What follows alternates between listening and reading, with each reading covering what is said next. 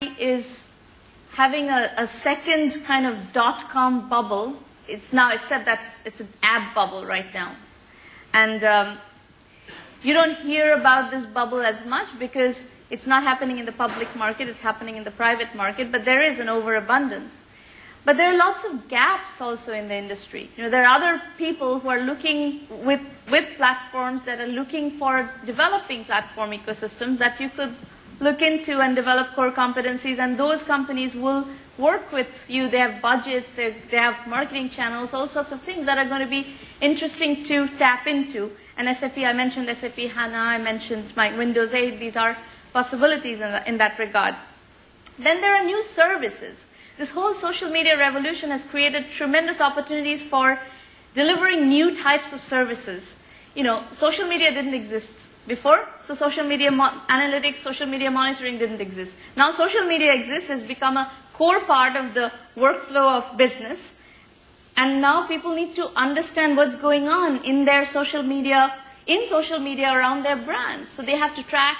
Even the smallest companies are using social media in abundance. So that's an example of a service, new service requirement that has been created in the world. And there are many of these because there have been several major discontinuities that have come up in the world over the last, I would say since the iPhone, social media and iPhone, Facebook and the iPhone launch about 2004 was Facebook launch and 2007 was iPhone launch. In that period, there's been a tremendous change in the landscape of the kinds of services needed. So those are possibilities in terms of developing new types of service industries. I'll give you a case study that I recently worked on. So 1 million by 1 million, by the way, we do a lot of case study development. We have the largest collection of case studies in the world today in IT and IT-enabled services entrepreneurship, and that's what we use to deliver our program.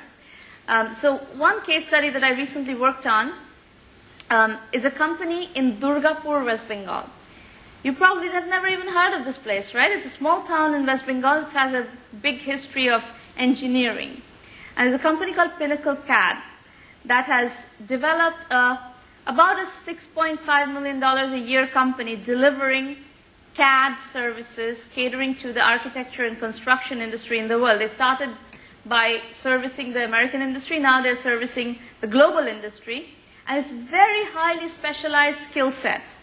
And they're employing something like 400 or 500 people on this particular skill set. So that specialized development, the specialization has helped them build, a significant industry in a small town in West Bengal. And this is happening in various parts of the world where, I'll give you another interesting story from Buenos Aires, Argentina. Netmen is the company, and they do very high-end design services from Buenos Aires, and the 100% of their client development, customer development, happens through a services exchange called Elance. How many of you have heard of Elance? A few. So let me explain what Elance is. This is important because Elance, Odesk, freelancer.com, these are services exchanges. It's like eBay, but it's an eBay of services. So somebody, let's say a company in Cincinnati, Ohio, needs web development services, and they will post a project, and web developers from all over the world can bid for that project, and they will decide on to recruit one of them and hand the project over. It's like an eBay of services projects. These companies have become incredibly important facilitators of global commerce, especially pertaining to small businesses. So Infosys goes and markets to let's say, General Motors. If you're a small entrepreneur in Kerala, you may not have the wherewithal, the marketing budget to go offer your services to General Motors in, Michigan. So how are you going to get projects? For a long time, there was no way for you to get projects. Today, because of these services exchanges, there's a tremendous amount of small business to small business services business, services industry developing all over the world. We use services professionals from India, we use professionals or small companies from Malaysia, from Indonesia, from Kenya, all over the world. And this is an area where I think you can look at developing core competency.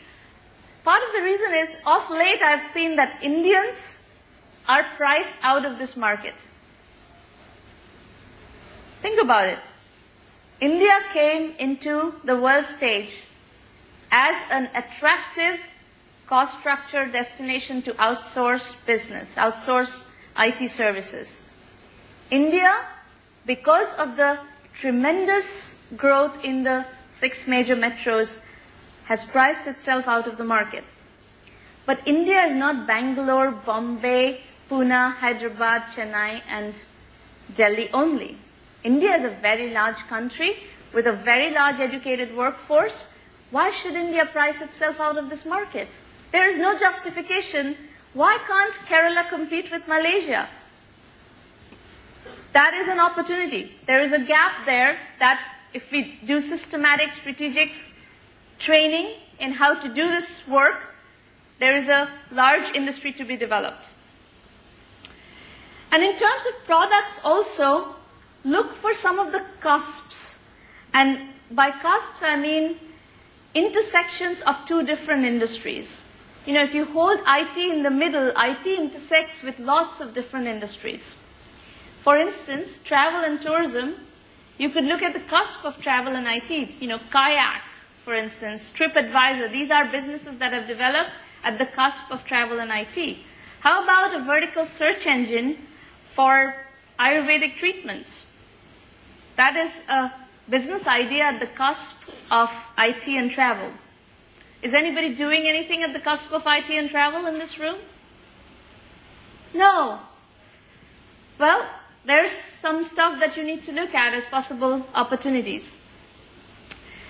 So I'm going to spend a few minutes talking about 1 million by 1 million and what we are doing and how we can work with you, and we are, we have capacity. That scale is something that we have developed.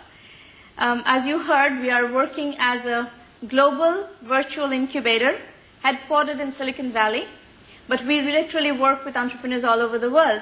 And our mission is to help 1 million entrepreneurs reach 1 million plus in annual revenue by 2020. We leverage the internet. This is a classic online education business model. We leverage the internet to educate and incubate entrepreneurs around the world. We have these online video conferencing strategy roundtables. Has anybody attended a 1M1M strategy roundtable? Nobody. Well, those are free roundtables where you can get mentoring over video conference. It's a WebEx call. You know what WebEx is, yes? You can basically dial in to this call over WebEx and you can pitch your business and discuss your business with me from literally anywhere in the world, so anywhere in Kerala. And it's free. These sessions are free. We have done 145 of these sessions so far.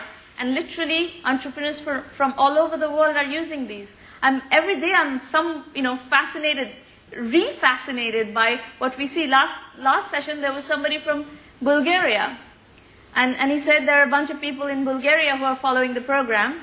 And we've had people from Iceland, we've had people from Africa, we've had people from all over Southeast Asia, India of course, we're very big in India. And it's charming, it's great to see that it's Silicon Valley's tribal knowledge, and this bothered me for a long time very much. Silicon Valley is an elite club. It's like a bit of a mafia. And you need tracks into this, the inner circle of Silicon Valley to get into this elite mafia. I had access because I went to MIT and we have 10,000 alumni in the Bay Area. I was able to navigate this, but I observed that it's not something that people can crack that easily. Well, we decided that was going to be one of the missions of 1M1M. We're going to give people access. We have a great network in Silicon Valley, so we can, connect you if you have compelling ideas, compelling business. We will be able to connect you directly into Silicon Valley through our network. And we mentor entrepreneurs online from Silicon Valley. it is a scalable model for entrepreneurship development, and that scalability factor has been very important for me. You see, I did computer science and economics for my undergraduate. Development economics, growing up in Calcutta, was always a dominant thought process in my psychology. And then I did my master's work, actually both bachelor's thesis and master's thesis in computer science, in scalable system design, in parallel and distributed computing. So the notion of scalable system design was also very dominant in my thought process. So I brought those two together, and what we are doing with 1M is a scalable economic development, entrepreneurship development project. Except I'm doing it as an entrepreneur because that's the only thing I know how to do, really. I don't really know how to run nonprofits. I don't really know how to go knock on the doors of foundations and raise grant money and all these things. This is just not my core competency. So the path that I travel on a daily basis is the path that those of you who are practicing entrepreneurs in the audience, this is the path that you travel. And those of you who are aspiring entrepreneurs in the audience, you will be traveling. It is a very hard path. It takes tremendous amount of resilience, tremendous amount of nerve. There are a lot of no's in the process before a yes shows up. And I have to acquire customers. I have to generate revenues. I have to meet payroll. All this is very stressful. Entrepreneurship is not for sissies. A lot of people think they're going to be entrepreneurs, but they don't make it because it's too hard. So I'm not going to sell you on a concept that is not easy. But since you're here, I assume that you have thoughts at least a little bit about how hard this path ahead is and are still willing to move forward. So it is completely worth it. There's no question that it's completely worth it. And when you start seeing success, when you start seeing happy, satisfied customers, it's incredibly rewarding. So that's what we are doing with 1M. So far, our focus is IT and IT-enabled services. What we would like to do, we have members from MIT, Stanford, the IITs. I hear Indian entrepreneurs complain all the time that, the IIT graduates get all the attention and all the, TLC, tender love and care from incubators and investors and mentors and so forth. Well, we don't care. One of the missions of 1M is to democratize entrepreneurship education in incubator. I don't care whether you're from MIT or Stanford or IIT or wherever. As long as you're an entrepreneur, a serious entrepreneur who's willing to do the work, we'll work with you. You will get exactly the same training that our IIT or MIT members get. And you basically can get access to the same 1M program. So that democratization is a critical mission of our program. And our philosophy is bootstrapping. So you will hear this a lot in the media, that entrepreneurship equals financing. This is a myth. Entrepreneurship does not equal financing. And we strictly emphasize on that fact that less than 1% of entrepreneurs who go out to seek financing actually succeed in raising financing. Most businesses are not fundable. The venture model does not fit most businesses. Most entrepreneurs work on niche ideas. These companies are going to become $5 million, $10 million, $20 million a year companies.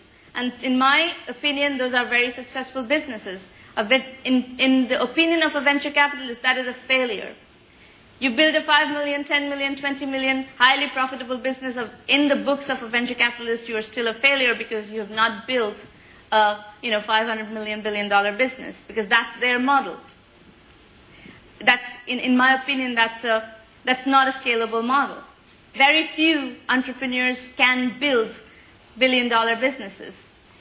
Very few ideas exist that have the framework to build a billion-dollar business. So venture capital is not the solution.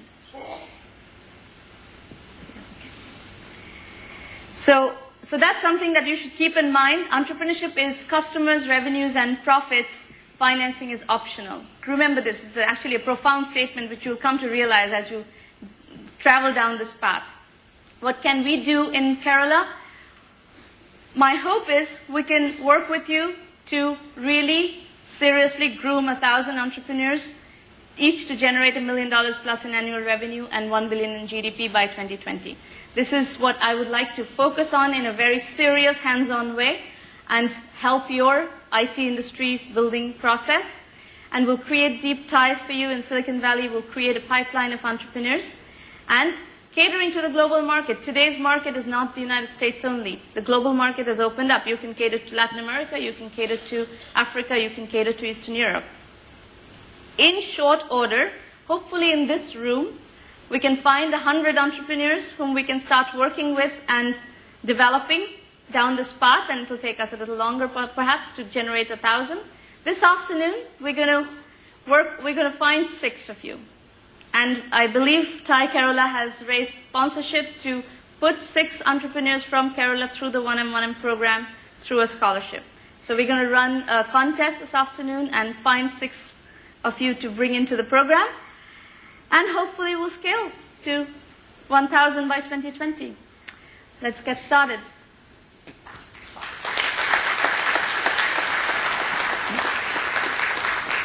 So we have some time for Q&A. You can. I've been informed that we have about 10 minutes for Q&A. So I have a request, is that if there are queries which are general in nature, which deal with entrepreneurship, and the general theme of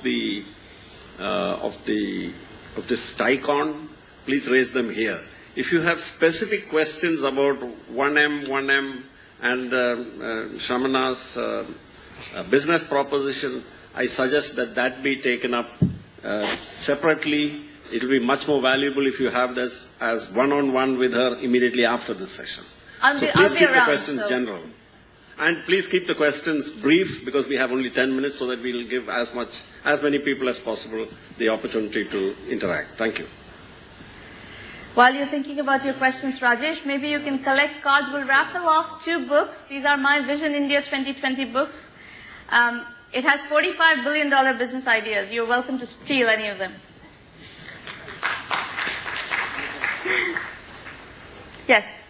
Do you have a microphone over there?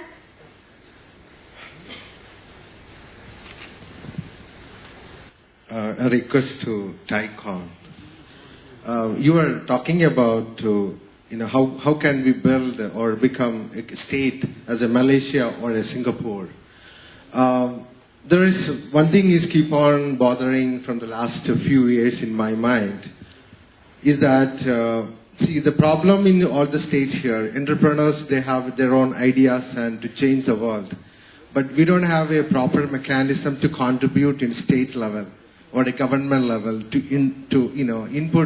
take our input and to become a reality in the policy, in the terms of policy in the government.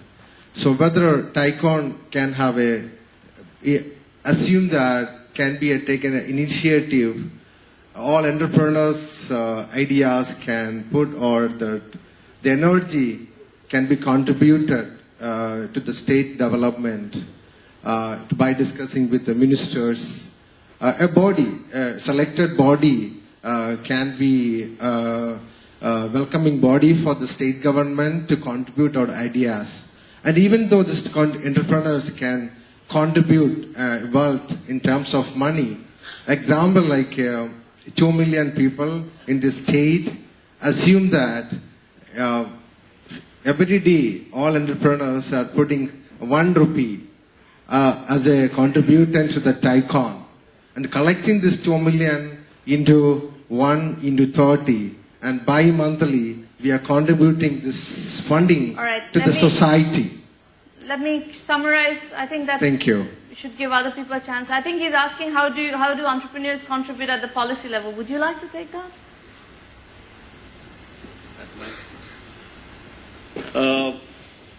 Thai Kerala has actually already taken some steps in that direction under the leadership of President John K. Paul.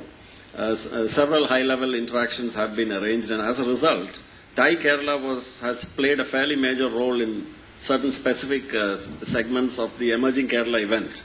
At the request of the government, a workshop for entrepreneurship was conducted at Trivandrum, which involved various department heads from government as well as entrepreneurs and TIE members.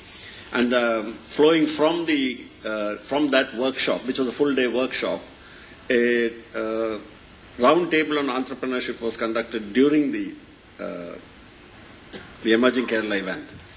And I think there are several other steps which are now contemplated, including setting up of an oversight body which will have equal members from TIE and from the government of Kerala to see that plans and programs that are decided on during such events are actually implemented.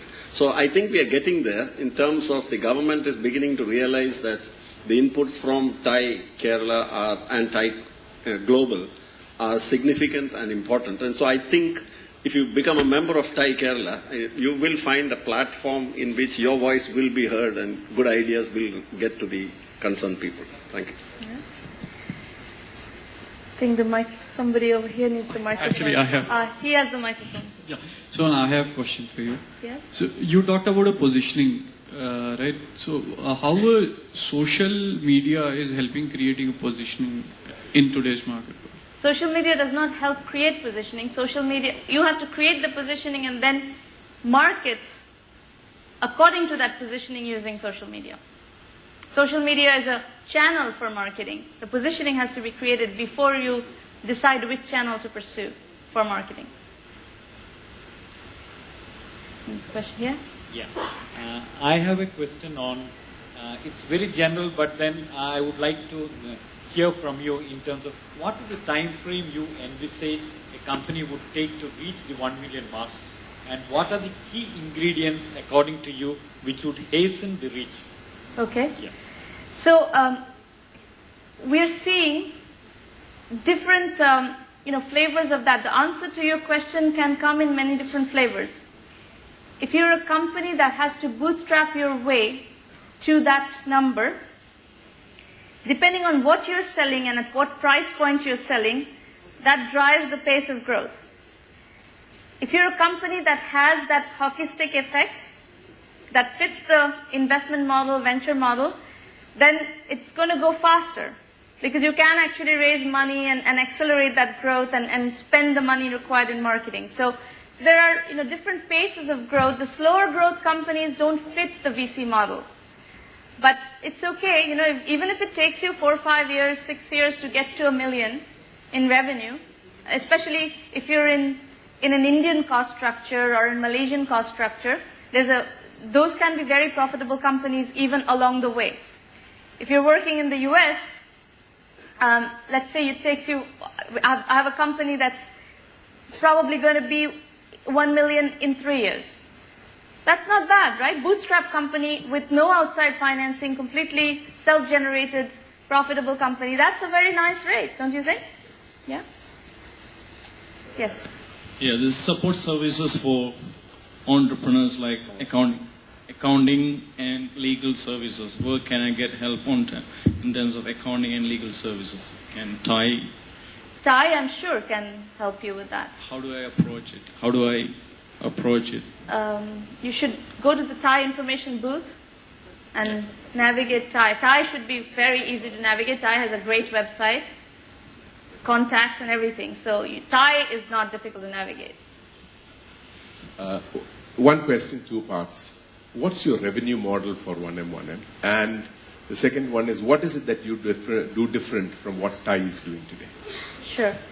So revenue model for 1M is $1,000 annual membership fee for unlimited access to everything that we provide. We have the most comprehensive curriculum for early stage startup development in IT and IT-enabled services. Since 2006, we developed case studies, and today we have over 600 case studies of successful entrepreneurs in this area. And since 2008, we've been doing these online mentoring sessions. We have had over 10,000 people participate in these sessions. And we have a tremendous understanding of what are the common questions and issues that early stage entrepreneurs face. So we've triangulated those two, how the successful entrepreneurs have solved those issues and what those issues are, and created a curriculum that's very efficient. We have about 150 hours of curriculum. It's not 1,500 hours of curriculum. It's 150 hours of curriculum, and we teach it in two blocks. The core curriculum is bootstrapping, positioning, financing, market sizing, team building, customer validation, and customer acquisition. And then we have elective modules where we have a lot of trends right now where entrepreneurs are working. E-commerce, for instance. We have elective curriculum around e-commerce. Cloud computing is big. Online education. So we have basically taken that, and that is what makes it scalable. You know, TIE's model is a mentoring network. Right? TIE has charter members who are supposed to be mentoring the entrepreneurs. This is not a scalable model. If you study how where TIE has hit limitations is in that mentoring networks. And the problem is, in TIE, the ones who are really active mentors are the ones who are interested in investing. You know, the angel investors do really active mentoring in TIE. Unless they have that interest, they're not really interested in mentoring people. And the people whom the mentors, the good mentors, are willing to mentor have to be quite far along before they can even qualify for investment. So if you look at the early stage, from concept to concept validation to some level where there is actually real interest from mentors/investors, that part nobody is working on. None of the incubators are working on this part either.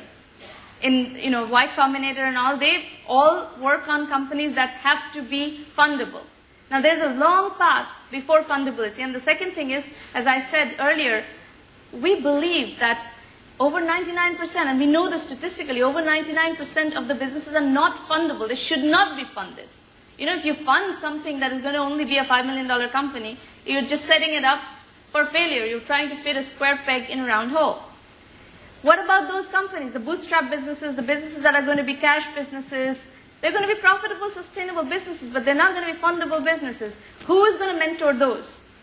So we covered that entire spectrum. So the way I put it is the other 99% entrepreneurs need to be worked on, and we covered the entire 100% of the entrepreneurship spectrum right now within IT and IT-enabled services only. Hi, I had a question. Yes. Yesterday we had a video conference with Sam Petroda, Yeah. and he talked about products that are specific for India, as in the Akash tablet, 3,000 rupees, and it's cheaper, so we can scale it globally. So what's your take on it? Is there a market for such products where you Sure. can take cheap things from here and scale it globally? Most certainly. There's a tremendous software as a service industry that is developing out of India, product companies that are taking concepts that have succeeded in the United States. Have you heard of Salesforce.com? This is a multi-billion-dollar company, and there's a company out of Chennai called Zoho that has taken that concept, cut the price 6 times, at 1/6 of the price of the Salesforce.com product. They are selling that product. Entire development, everything is done in Chennai. Company is already over $100 million. So yes, the answer is absolutely a resounding yes. Yes? Morning, I'm Niranj from Loadmine Technologies. You just said about India moving out of the market, which sounds true also. Priced out of the market. On a price target. Priced Okay. out of the market, So, yes. say on the contrary, when you look into the Kerala market, say what we are trying to achieve is the same level of billing at one point of time. So how will you, this is a contradiction basically. Say you want to grow at the same time, you want to sustain the market. How will you do that? Say you want to keep the prices the same, but you want to grow. You don't have to keep the prices the same. Pricing is a key piece of positioning. So one of the ways you can position is, 30% lower than the price at which Bangalore is positioning or Delhi is positioning. And that will give you a positioning in the market. That will give you a reason for customers to look at you. Make sense? Can I have time for one more question? Yeah. I think that will have to be probably the last question, because we have to select.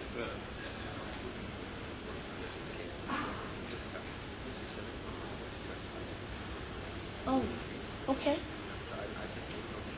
Okay. So we can have one more question. So that gentleman there. Yes, I run a small web solution, offering web solutions. So you said about IT, you are focusing more on IT and ITES. What's the best model to work with? Like, see, there are a lot of traditional businesses out here in Kerala. When it leverages the power of internet, it can grow exponentially. And you are suggesting some options which we can service the global businesses. Yeah. What's the best model to work with? Help the Kerala traditional businesses to leverage the power of internet for a company like us, a small company like us, which is the best model to work with. We were facing problems like when we have to deal with the traditional businesses.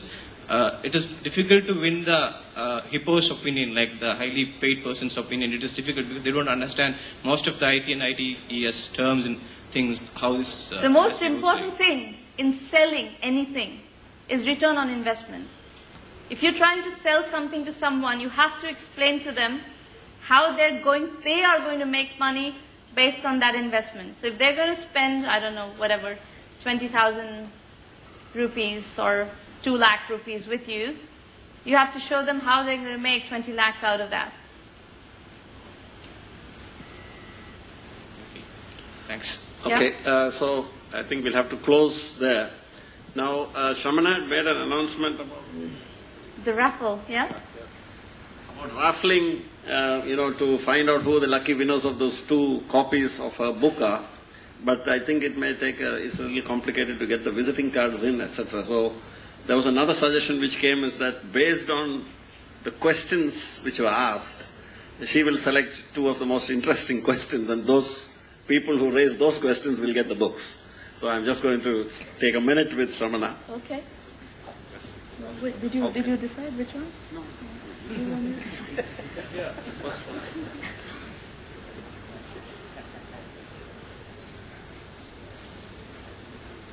Question about using social media for positioning. Could he stand up, please? It was here, right? Where is that? He's gone. He's left. Oh. Okay, it's bad luck. That means somebody else. The second one was it was a question about Sam Pitroda having spoken about Akash tablets and could such ideas be scaled globally. Okay, would you please come forward?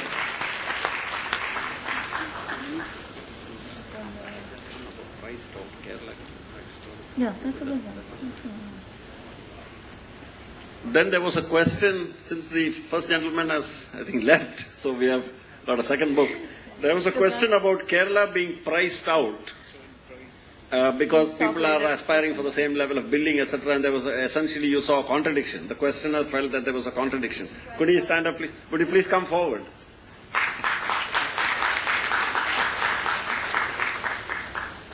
Kerala cannot bill at the same level as Bangalore and do what it needs to do. Good luck. Thank you, Shamana.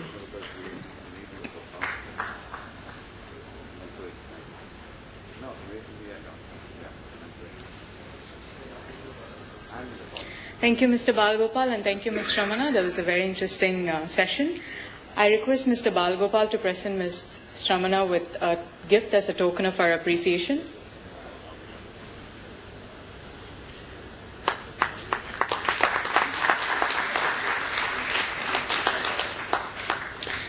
And I request Mr. John K. Paul to present Mr. Balgopal with a token of our appreciation for chairing this session.